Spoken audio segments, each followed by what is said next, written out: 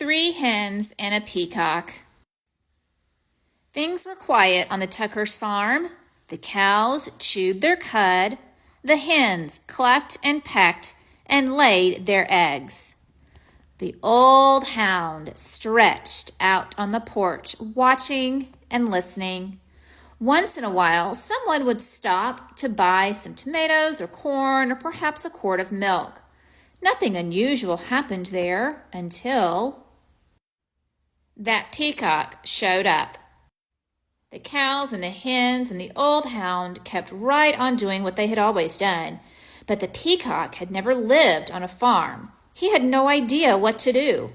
So he spread his fancy feathers and set to shrieking. Eventually, the peacock wandered into the road. When the cars whizzed by, he shook his feathers and cried out in his loudest voice. Of course, folks had to stop by for a closer look.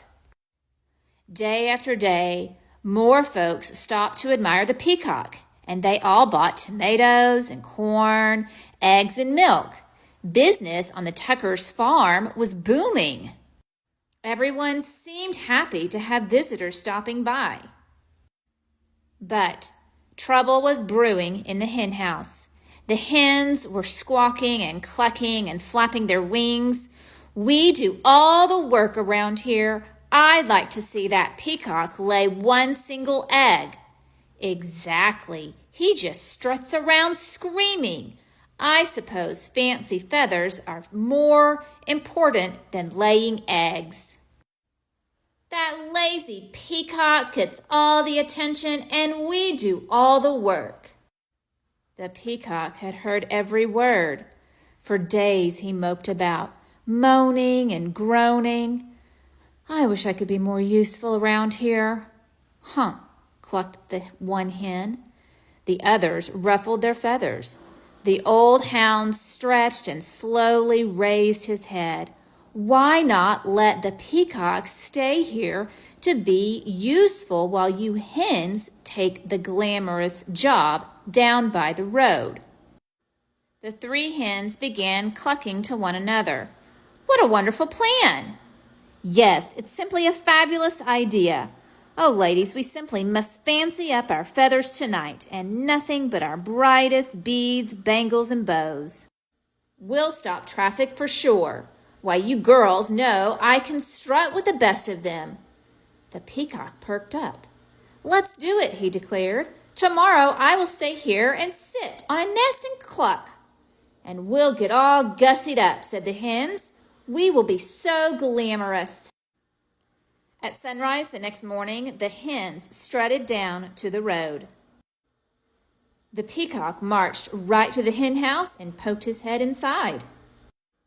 The hens flocked by the road, waiting for a car. When they saw one approaching, they clucked and squawked and flapped their wings in a flurry of feathers, but every car whizzed right on by. The peacock sucked in his tummy and wiggled from left to right, trying to squeeze through the tiny henhouse door. His front half was in, but his back half was out. Down by the road, those hens tried every chicken trick they knew. Still, no cars stopped. Finally, the peacock made it to the hen house. He held his breath and pushed with all his might, but no matter how hard he tried, he could not lay a single egg. Not one. The old hound stretched out on the porch, watching and listening. "What's that peacock doing in the hen house?" asked Farmer Tucker. "Who knows?" said Mrs. Tucker. "And what are those hens doing down by the road? Not one of them is up here laying eggs." "Well, the way things are going, we aren't likely to have anyone buying eggs today," said Farmer Tucker. "We need that peacock down there stopping cars." When the peacock heard that, he smiled the biggest smile you ever saw on a bird's beak. "I am helping," he thought. He squirmed back and forth until he popped out of the cramped hen house. Then he trotted off to find the hens.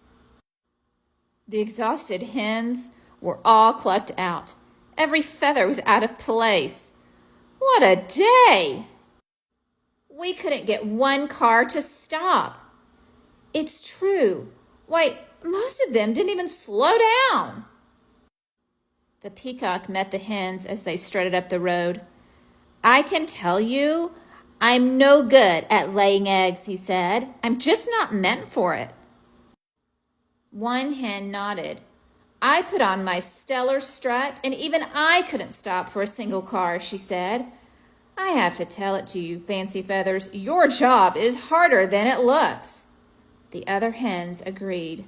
The peacock looked relieved.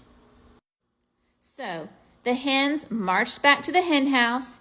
The peacock strutted down to the road. The old hound stretched out on the porch, watching and listening.